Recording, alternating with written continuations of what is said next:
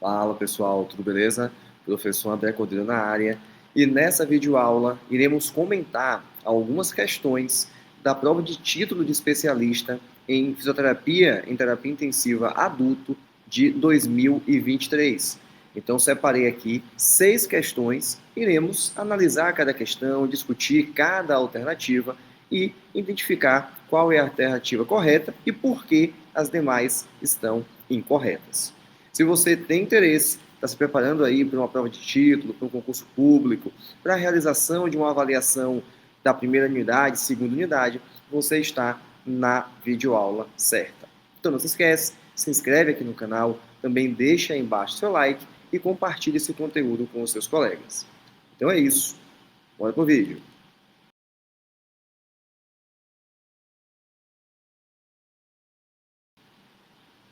Então beleza, gente. Vamos aqui, colocarei a questão, iremos discutir e depois verificar qual é a alternativa correta. Então, primeira questão. Lembrando que todas as questões aqui foram retiradas da prova de título de especialista do ano de 2023. Se você quer um vídeo com questões mais atualizadas, se você quer um vídeo com questões do ENARE, por exemplo, ou de algum concurso ou de alguma residência específica, deixe aqui embaixo nos comentários. Então vamos lá. O edema pulmonar é o acúmulo excessivo de líquido nos espaços extravasculares e tecidos pulmonares. São causas do edema pulmonar, exceto. Então veja que ele quer a alternativa incorreta. Ele dá aumento de pressão capilar hidrostática, redução da permeabilidade capilar, redução da drenagem linfática, redução da pressão intersticial e também redução da pressão coloidosmótica. Vamos lá, vamos entender o que acontece. Então, basicamente, o que você tem é, dentro do vaso, você tem uma pressão que seria forçando esse líquido a sair do vaso, que ela é chamada de pressão hidrostática. Você tem uma pressão que seria para trazer o líquido de volta para o vaso, que seria essa pressão osmótica, essa pressão coloidosmótica, tá? A partir do momento que o líquido ele extravasa e a capacidade de retornar diminui, você tem, por exemplo, a participação do sistema linfático, então da drenagem linfática, para tirar esse líquido, tá? Que foi para o espaço extravascular. Além disso, lembrar que o líquido ele pode extravasar, ele pode sair do vaso, principalmente por dois motivos. Ou porque aumentou a pressão hidrostática dentro desse vaso, então, numa situação, por exemplo, de um aumento da pressão por uma disfunção cardíaca, um paciente com a doença renal também pode apresentar, né, esse aumento da pressão intravascular e extravasamento do sangue, do líquido, né, do plasma. Ou uma outra causa é por aumento da permeabilidade vascular. Então, a pressão intravascular está normal, mas, normalmente por um processo inflamatório, infeccioso, você precisa que células de defesa saiam do espaço intravascular e cheguem até, por exemplo, lá no pulmão, né, nos alvéolos. E aí, à medida que esses leucócitos saem, né, do vaso, aumenta a permeabilidade. Então, o endotélio vascular aumenta a sua permeabilidade, o leucócito sai, porém, o plasma também sai. E, consequentemente, isso faz com que exista um edema, um acúmulo de líquido fora do espaço extravascular. Portanto, quando pensamos em causas de edema pulmonar, ele quer o exceto, é redução da permeabilidade capilar. Porque como acabamos de ver, o edema pulmonar ele pode ser causado por aumento da permeabilidade. Aumentou a facilidade para sair o leucócito, consequentemente sai também líquido. Então aumenta a permeabilidade e não redução. Próxima questão. O ACOR pode ser utilizado para predizer o sucesso ou insucesso da ventilação não invasiva. Sobre esse score, é correto afirmar que, vamos lá, A, engloba a avaliação da frequência cardíaca, respiratória, pH, Glasgow e relação PO2-FO2. B. Uma pontuação maior do que 5 indica sucesso da terapia. C. Engloba a avaliação da saturação, frequência respiratória, pH, Glasgow e relação PO2-FO2. D. Quanto maior o valor do score, maior a chance de sucesso da VNI. E E. Deve ser mensurado previamente à instalação da VNI. Vamos lá, vamos conhecer a ACOR. Então aqui você tem a ACOR, tá? Existe uma modificação recentemente, mas em linhas gerais, e pensando que essa questão é de 2023, é essa ferramenta que temos. Então veja que a ACOR, ela não tem esse nome por acaso, tá? Por que tem um H? Porque ela avalia a frequência cardíaca, tá? Por que tem o A? Porque ela vai avaliar o pH, se tem acidemia ou se tem alcalemia. O C de consciência é o Glasgow. O O de oxigenação, então a relação PO2-FO2. E o R de frequência respiratória. Logicamente, tudo aqui em inglês. Então, veja que ela engloba realmente 5 variáveis, mas, aí retornando à questão, as variáveis que ela engloba são frequência cardíaca, respiratória, pH, Glasgow e relação PO2-FO2. Pontuação maior que 5 indica falha da terapia, não sucesso. Na alternativa C, porque ela está errada, tudo dá certo, porém saturação, ela não envolve saturação. Quanto maior o score, maior a chance de falha da VNI e não de sucesso.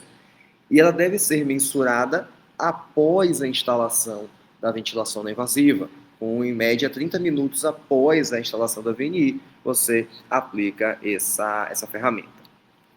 Próxima questão. Paciente GTS, sexo feminino, 55 anos, sem doença cardíaca ou pulmonar prévias, apresentou quadro de pneumonia bacteriana, cursando com queda de saturação. A equipe da UTI definiu a administração de oxigênio suplementar, objetivando manter a saturação periférica de oxigênio entre 92% e 96%. Sobre o caso citado e o tema de oxigenoterapia no paciente crítico, assinale a alternativa de novo, incorreta. Tá? Então você tem aí da alternativa A até a E, vamos analisar aqui qual seria a incorreta. No sistema de baixo fluxo, oxigênio puro é administrado a um fluxo menor do que o fluxo do paciente, então é por isso que ela é de baixo fluxo, que se mistura com ar inspirado, resultando em uma fração inspirada de oxigênio variável, dependendo do dispositivo utilizado e do volume de ar inspirado pelo paciente. Verdade. É por isso que ela é considerada como um de baixo fluxo, né? Então a cânula nasal, o catéter nasal de baixo fluxo, e ela não consegue assegurar a FO2. O oxigênio pode ser ofertado para enriquecer a concentração do ar inspirado por meio do sistema de baixo fluxo e alto fluxo. Verdade. Então, Venturi, máscara com reservatório, cânula nasal, catéter nasal, são sistemas de baixo ou de alto fluxo. A cânula nasal, dispositivo de baixo fluxo, verdade, pode oferecer um FO2 de até 40%, com fluxos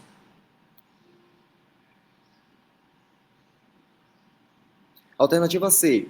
Se o fluxo de oxigênio for ajustado em valores menores do que 4 litros por minuto, será necessária umidificação suplementar. Está errado. Então, a alternativa incorreta é a alternativa C.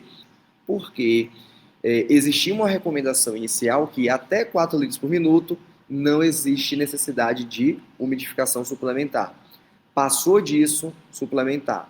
Um novo estudo mais recente mostra que se não gera desconforto para o paciente, não existe necessidade de umidificação suplementar, independente do fluxo que está sendo utilizado. Mas vamos lá. D. A cânula nasal, dispositivo de baixo fluxo, pode oferecer uma FO2 de até 40%, verdade, com fluxo de até 6 litros por minuto, ok, podendo ocorrer a diminuição exponencial da FO2 ofertada, caso haja aumento da frequência respiratória, é verdade. Esse paciente começa a misturar o O2 ofertado com o ar ambiente e isso faz com que a concentração final caia.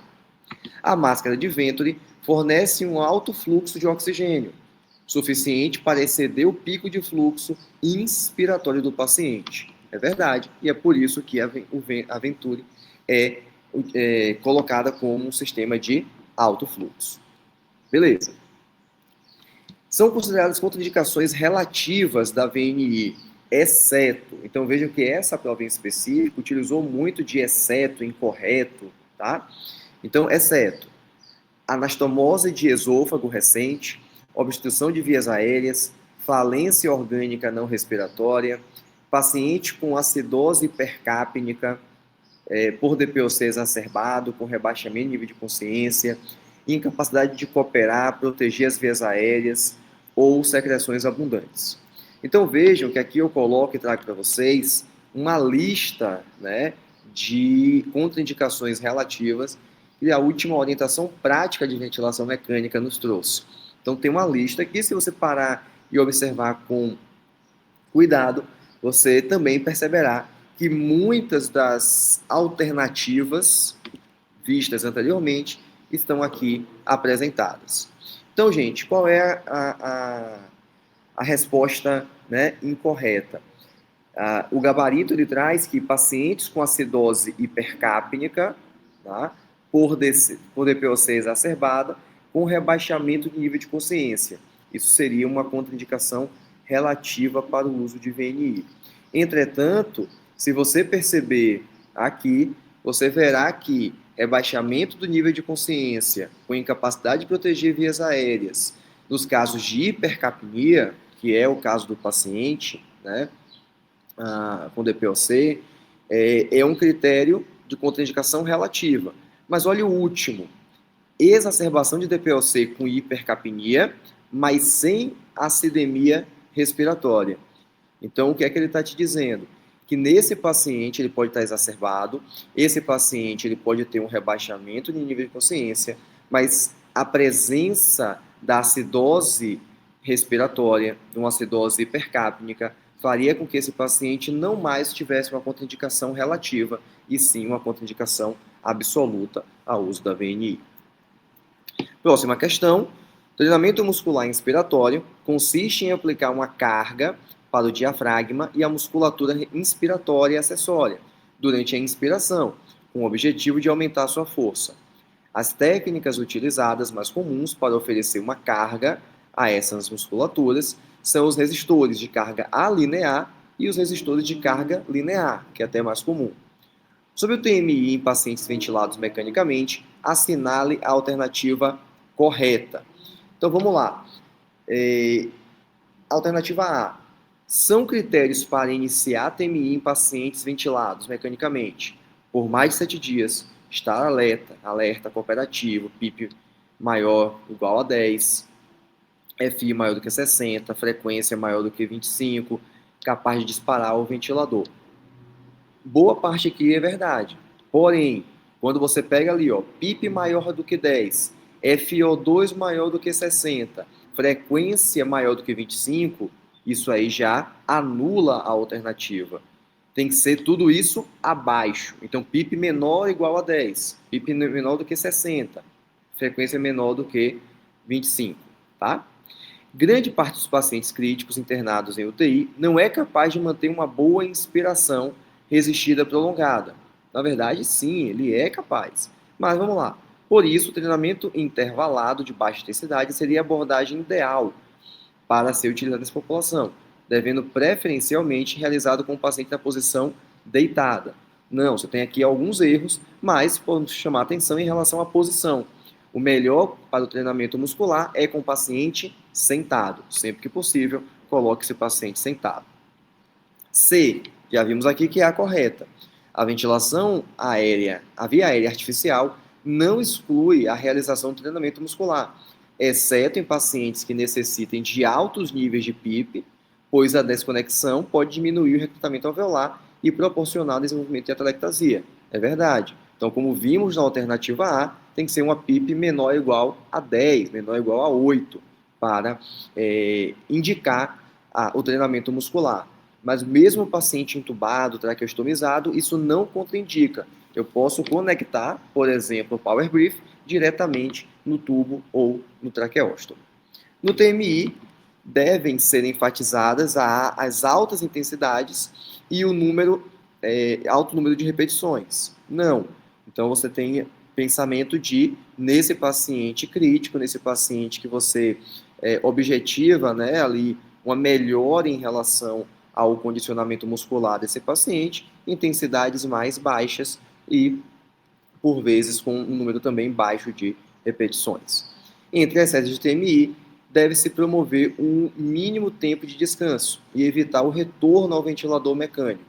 Na verdade, você tem que promover o tempo de descanso necessário, não o tempo mínimo, o tempo necessário, tá? E, se necessário também, retornar esse paciente para o ventilador mecânico se o mesmo não tolera um tempo de permanência prolongado em ventilação espontânea. E a última questão em relação ao SPPB. Então, o SPPB objetiva avaliar os membros inferiores em tarefas que simulam atividade de vida diária, incluindo equilíbrio estático, velocidade de marcha e sentar e levantar. Sobre o teste, análises afirmativas e analise também qual é assinale, né, qual é a alternativa verdadeira. O teste de equilíbrio inclui 3 etapas: em pé, com os pés juntos, em pé, com o pé parcialmente à frente do outro e em pé, com o pé à frente. Caso o paciente não consiga realizar a caminhada para avaliação da velocidade da marcha, deve-se pontuar 0 para esse item e seguir para o teste de sentar e levantar. A velocidade da marcha no SPPB é realizado no percurso de 10 metros. O teste de sentar e levantar é realizado no formato de 5 repetições. A pontuação do SPPB varia de 0 a 12, sendo que valores maiores indicam grave limitação. Então vamos olhar aqui o SPPB. Então, como visto anteriormente, ele avalia 3 itens.